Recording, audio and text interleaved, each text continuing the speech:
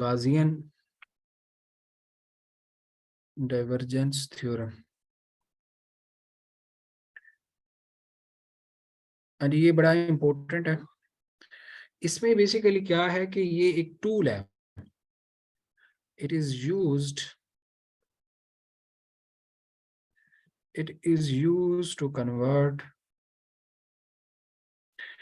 a surface integral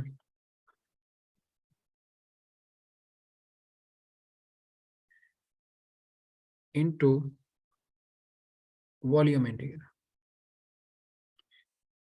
ये मैं पहले बता रहा हूँ आप लोगों को। तो इसकी जो इस थ्योरम की स्टेटमेंट है वो क्या है, अभी हम उस स्टेटमेंट पे आते हैं। हाँ जी, तो स्टेटमेंट इसकी ये है कि ये कहता है कि क्लोज्ड सरफेस इंटीग्रल या the surface integral of a normal component, the surface integral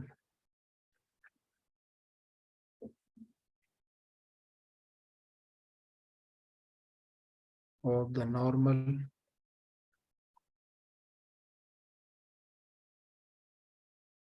component of a vector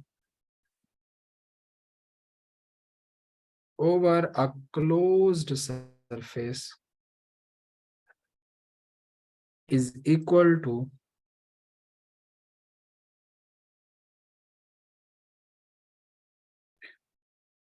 volume integral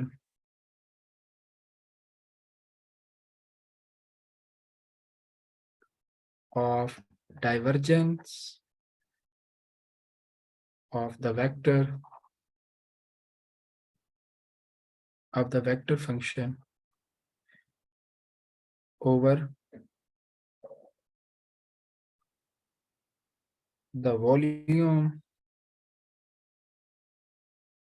enclosed by। ये चीजें थोड़ा आपको सारी मिक्स हो रही होंगी, हो क्या रहा है, लेकिन मैं अभी इसका फार्मूला लिखूंगा, आप लोगों को समझ आ जाएगी। enclosed by that surface। चलिए इसका फार्मूला लिखते तो फिर आपको ये स्टेटमेंट भी समझ आ जाएगा। हाँ जी, तो इसको हम लोग लिखते होते हैं कि ये जी आपके पास है एक ये वेक्टर है, और इसका आपके पास है जी normal component of surface integral, normal component of surface integral. ठीक है, इसको कुछ इस तरह से लिख सकते हैं। तो ये जी आपके पास है सरफेस इंटीग्रल, वो कहते हैं जी ये इक्वल है वॉल्यूम इंटीग्रल ऑफ डाइवर्जेंस। अब इसको आप डाइवर्जेंस भी लिख सकते हैं, nabla dot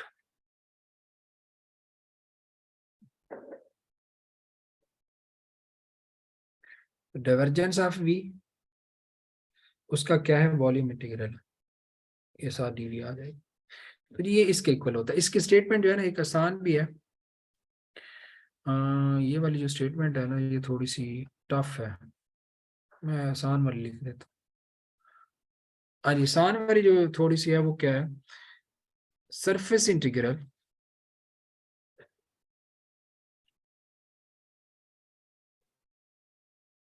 surface integral of a vector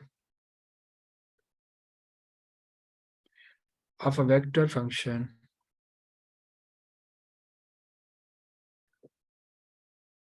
is equal to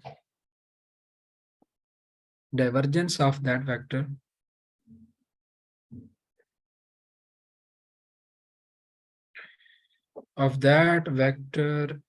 taken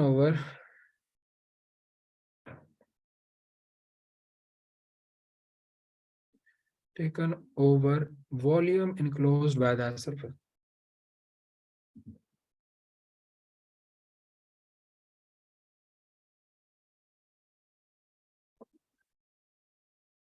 हाँ जी, ये इसकी स्टेटमेंट है। इसमें क्या कह रहा है कि surface integral of a vector function जो है वो क्या है, इक्वल है divergence of that function taken over the volume. किस वॉल्यूम के ऊपर लिया गया है, जो कि ये वाली जो सरफेस थी उसने जो एनक्लोज किया। अभी मैं डायग्राम भी बनाता हूँ, इसको हमने प्रूफ भी करना है, तो फिर आप मजीद समझ आ जाएगी। तो इसका प्रूफ करते हैं जी। तो हम लोग यहाँ पर ले लेते हैं एक, हाँ जी, तो ये आपके पास एक बन गया एक सरफेस है, और ये ऑब्वियसली इस सरफेस के का एक वॉल्यूम भी होगा। ऐसे ही है ना, सरफेस जो होती है उस, अगर वो क्लोज सरफेस है तो उसका कोई एक वॉल्यूम भी होगा। ठीक है, तो ये जी हमारे पास कोई सरफेस एस है, और ये एक पड़ी हुई है कहाँ पर, ये हमारे पास फील्ड है वी, उसके अंदर ये सरफेस पड़ी है। तो ये क्या है जी, बेसिकली एक फील्ड है, वेक्टर फील्ड वी, ये वेक्टर फील्ड वी के अंदर ये पड़ी हुई है। तो यहाँ पर अगर हम लोग एक छोटा सा इसका, इसको क्या करेंगे आगे मैंने बताना है, लेकिन मैं डायग्राम अभी बनाने लगा हूँ। तो अब हम लोग अगर लें यहाँ पर ये जो सरफेस, ये वाली सरफेस है, इसका जो वेक्टर एरिया होगा तो वो किसके उसकी जो डायरेक्शन होगी वो हम लोग लेंगे एन। ठीक है, और यहाँ से हम अज्यूम करते हैं कि जो वी है, वेक्टर फील्ड जो है वो कुछ इस डायरेक्शन में, इस तरह से ये ऐसे जा रही है। ठीक है, तो जो वी है उसकी हम डायरेक्शन एज्यूम कर रहे हैं कि वो नॉर्मल के साथ क्या बना रही है, ये जी वी है, और ये इस नॉर्मल टू द सरफेस के साथ बना रही है एंगल थीटा। ओके,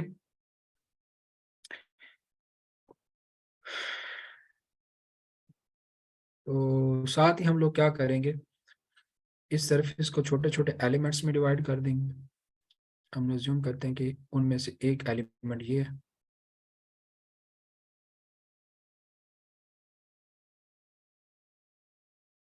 ठीक है जी, ये हमारे पास एक डेल्टा एस आई है, डेल्टा एस आई है, और इसका वॉल्यूम है हमारे पास, मैं यहाँ पे इसको पहले नाम को दे देता हूँ। इसका नाम हम ले लेते हैं जी ए बी सी।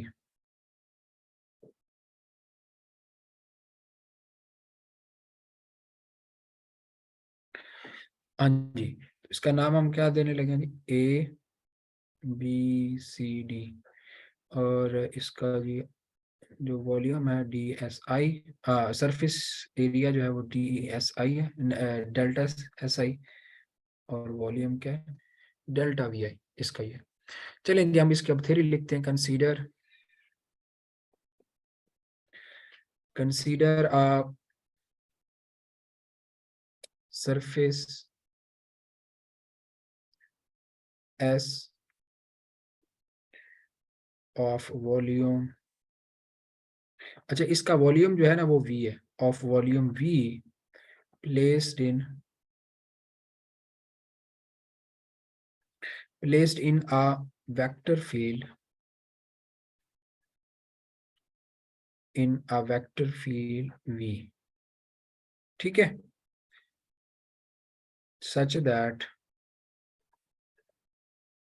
चलें इसको भी नहीं लिखते हैं। अब हम लोग क्या करना चाहते हैं, तो हम लोग क्या करते हैं, let's divide whole surface into small elements delta S one, delta S two, up to delta S N of volume. अब ये जो छोटे छोटे सरफेसेस हमने बनाई इनका वॉल्यूम क्या है, of volumes delta V one, delta V two, and delta V N up to delta V N. तो ये जी आपके पास आ चुका हुआ। अब आपने क्या करना है कि किसी एक ये एलिमेंट जो है, हम अज्यूम करते हैं कि ये हमारे पास एक ith एलिमेंट है। कौन सा एलिमेंट है? अब ये टोटल कितने हैं जी? n एलिमेंट है, तो उनमें से कोई एक दरमियान में कहीं पे एक ith एलिमेंट है। ये हम अज्यूम करते होते हैं कि एक एलिमेंट है जिसका हमने नाम i रखा हुआ है, तो जी ये वो है। तो अब हम उसमें से फ्लक्स पहले फाइंड कर लेंगे, then flux through ith element क्या होगा? अब उसका ऑब्वियसली ith एलिमेंट, उसका जो एरिया होगा वो क्या होगा? डेल्टा एस आई होगा, ऐसे ही है। तो उसके फ्लक्स जो है उसको भी, उसका जो फ्लक्स है उसको हम डेल्टा फाई कहते हैं। नेट फ्लक्स हम उसमें से फाइंड करें तो वो हम लोग कुछ इस तरह से लेंगे। ऐसे ही है जी ना, सरफेस इंटीग्रल से हम लोग क्या करते होते हैं? फ्लक्स फाइंड करते होते हैं। ठीक है जी, ये सरफेस इंटीग्रल आ गया, और इसके ऊपर भी हम लोग लेंगे ये चीज। अब हम लोगों ने अगर फाइंड करना हो फ्लक्स थ्रू ऑल पैचेस, तो क्या करेंगे? इसकी समेशन लेंगे, फ्लक्स थ्रू ऑल पैचेस। तो वो क्या होगा? आप सिंपली क्या कर देंगे, ये जी आपका होगा जी आई इज इक्वल टू 1 से n तक। सिमिलरली इधर भी आप क्या कर देंगे, ये ले लेंगे, और आई यहाँ पर भी 1 से लेकर n तक चेंज हो रहा होगा। अब अगर आप देखें, जरा गौर करें, तो एक हम, मैं आपको इस एलिमेंट को इधर बाहर लगा निकाल कर दिखाता हूँ कि हुआ क्या है बेसिकली। थोड़ी सिंप्लीफिकेशन हम लोगों ने करनी है। अब अगर आप देखें, अगर ऐसा हो कि इसमें से जो फ्लक्स एंटर हो रहा है वो फाई है, ये एक सरफेस हमने दरमियान में ले ली है, ए बी सी और डी, ठीक है। तो इस सरफेस में अगर आप देखें, जो फ्लक्स जितना एंटर होगा उतनी लीव नहीं करेगा। इस सरफेस में से जितना फ्लक्स एंटर होगा उतना ही क्या होगा? लीव करेगा, ठीक है। और इसी तरह अगर हम इस तरह कुछ करें कि ये सारी जो ये छोटी सी जो हमारे पास ये सरफेस है, इसके अगर एलिमेंट्स की बात करें, तो इस तरह हम लोग उन छोटे छोटे एलिमेंट्स को डिवाइड कर सकते हैं ना। ये जो हमने छोटे छोटे एलिमेंट्स में इसको क्या कर दिया हुआ है, इस तरह डिवाइड कर दिया हुआ है। तो अब इनमें से कोई भी एक सरफेस लें, तो उसमें से क्या होगा? जितना फ्लक्स एंटर हो रहा होगा उतना ही क्या होगा? लीव कर रहा होगा। तो नेट फ्लक्स क्या हो जाएगा? जीरो हो जाएगा। ऐसे ही है ना, जब जितना फ्लक्स किसी सरफेस में एंटर हो रहा हो उतना ही लीव कर रहा हो, तो वो क्या हो जाएगा? नेट फ्लक्स जीरो हो जाएगा। इसी तरह यहाँ पर भी जीरो, इधर भी जीरो। तो बेसिकली ये जो सारी सरफेसेस हैं इनसाइड, उनमें जो फ्लक्स होगा वो जीरो हो जाएगा। जबकि ये जो बाहर वाली सरफेस होगी सिर्फ ये बच जाएगी, इसमें फ्लक्स जीरो नहीं होगा। इसकी वजह क्या है कि इसमें कुछ फ्लक्स एंटर हो रहा है, लेकिन निकल जो रहा है वो ऑब्वियसली कुछ हो सकता है कम हो या ज्यादा हो सकता है यहाँ पे कुछ फ्लक्स जो है वो बच जाए और कुछ जो है निकल जाए, या हो सकता है नेगेटिव हो, वो हमें नहीं पता। लेकिन ये जो दरमियान वाली है ये क्योंकि बिल्कुल इतनी क्लोज्ड है, इनमें से जो निकल रहा है वो जीरो होगा। अल्टीमेटली हम फिर क्या कह सकते हैं कि फ्लक्स जो है, तो हम एक थोड़ी मैं थ्योरी लिख दूं क्योंकि पेपर में आप लोगों ने लिखनी है। Consider two common sides, consider two common sides of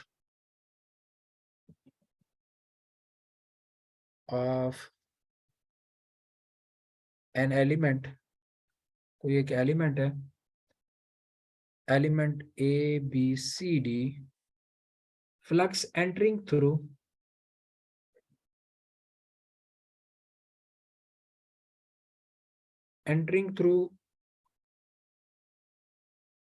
element that will is equal to flux leaving flux leaving through element. So net flux क्या होगा? Net flux through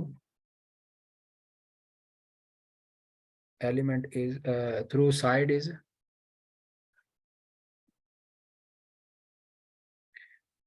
zero. Understand? तो ये चीज को अगर आप क्या कर लें, इसको एक्सटेंड करें इसी आर्गुमेंट को, तो हम लोग क्या लिखेंगे? By extending the argument, by extending the argument on all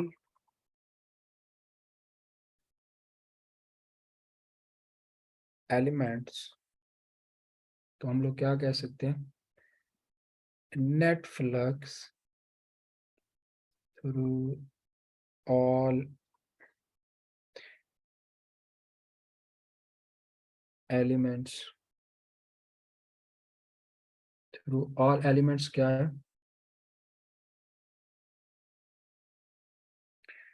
is zero. ठीक है। Hence contribution to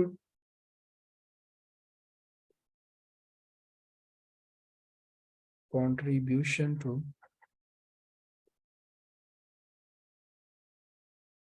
total flux will be only from the outer surface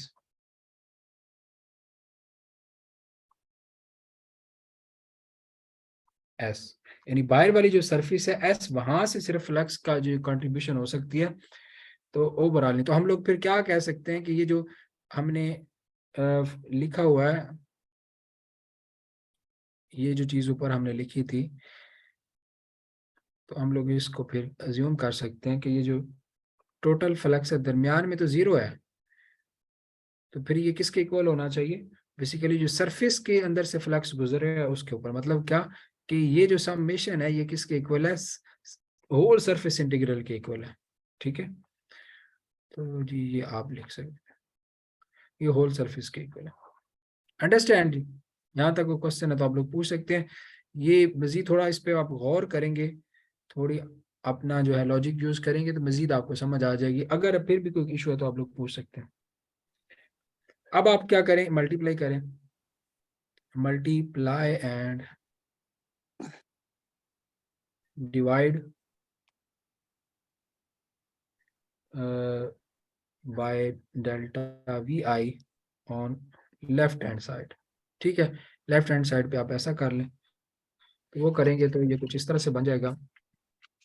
हाँ जी, कोई क्वेश्चन है तो पूछ सकते हैं आप लोग, परेशान नहीं होना। तो लेफ्ट हैंड साइड जो है उसका आपने क्या कर दिया?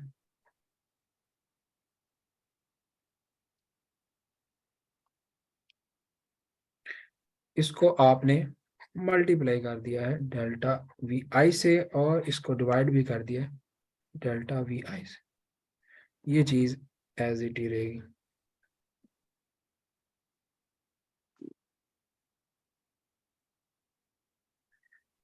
हाँ जी, अब कुछ इसमें सिंप्लीफिकेशंस करते हैं। अगर हम लोग थोड़ा गौर करें तो डेल्टा एस आई, ये जो चीज है, डिवाइडेड बाय डेल्टा वी आई, ये किसके इक्वल है? ये क्या है ऊपर? ये है लाइन इंटीग्रल, और नीचे क्या है? नीचे है हमारे पास वॉल्यूम। वॉल्यूम। तो लाइन इंटीग्रल नहीं, सॉरी, सरफेस इंटीग्रल है, मतलब क्या? फ्लक्स है। ऊपर सरफेस इंटीग्रल है, नीचे क्या है? वॉल्यूम। तो फ्लक्स डिवाइडेड बाय वॉल्यूम क्या होता है? हमारे पास डाइवर्जेंस होती है। क्या होती है? तो ये बेसिकली एक आई सरफेस जो हमारे पास थी ना, आई सरफेस, उसके अंदर से जो फ्लक्स गुजरा है उसकी वैल्यू, तो हम इसको क्या लिख सकते हैं? I1। फ्लक्स, हाँ जी, flux through ith patch, ith element. ठीक है, divided by volume of ith element, तो ये आप लिख सकते हैं। तो फिर ये किसके इक्वल होता है जी? डाइवर्जेंस ऑफ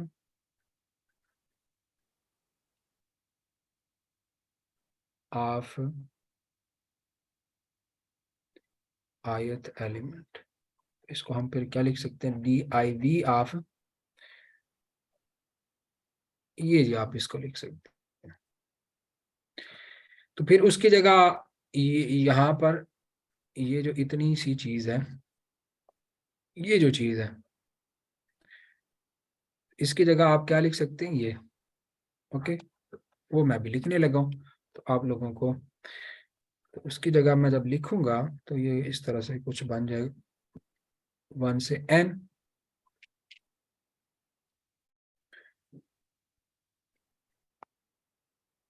ठीक है, और साथ आपका आ जाना डेल्टा वी आई।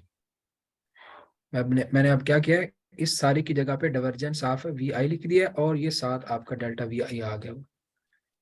तो ये आपका इस तरह से बन जाएगा, इसके इक्वल।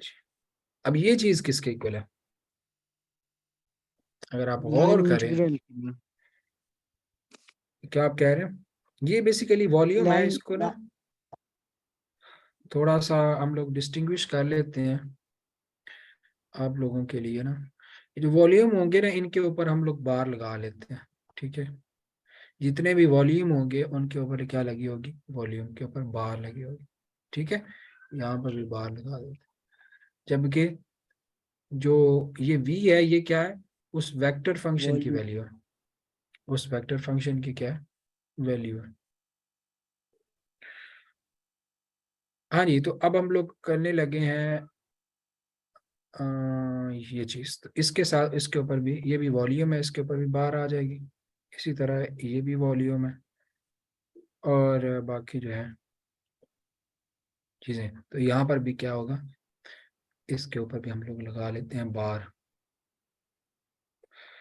हाँ जी, तो ये आपका अब ये क्या चीज बन जाती है? डाइवर्जेंस आपने ली हुई है।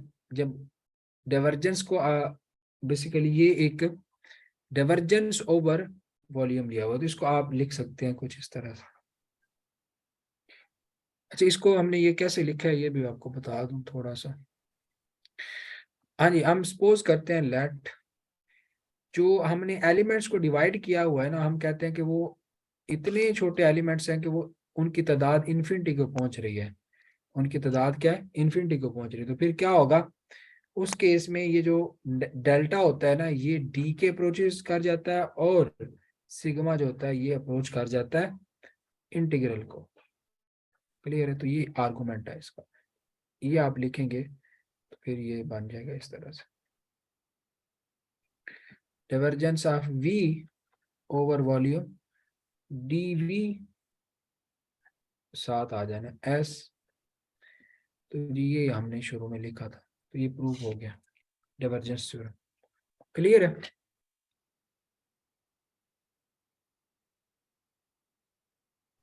कोई क्वेश्चन है तो आप लोग पूछ सकते हैं,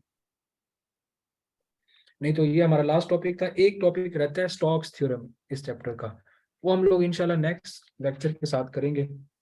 वो तो जाना है, लेकिन उसमें फिर आपके 20 मिनट लग जाने, 10 मिनट हैं।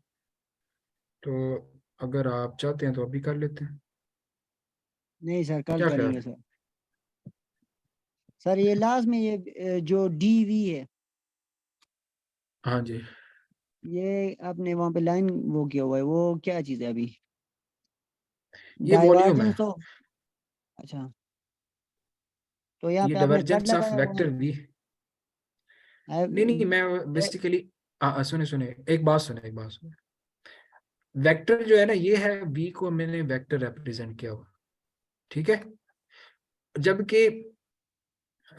ये जो कट वाला है ये वॉल्यूम है, ताकि इन दोनों में डी, फर्क हो सके। हाँ जी, समझ जहाँ पे समझ कट गया होगा सर। ये वॉल्यूम है, ये यस सर। डिफरेंशियल वॉल्यूम है।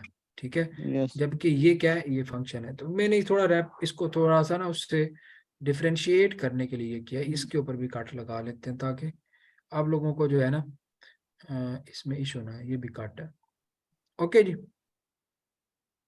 ये आपने पेपर में भी लगाना है ताकि दोनों में ना फर्क नवाजिया हो जाए। यहाँ पे भी कट लगा लेते।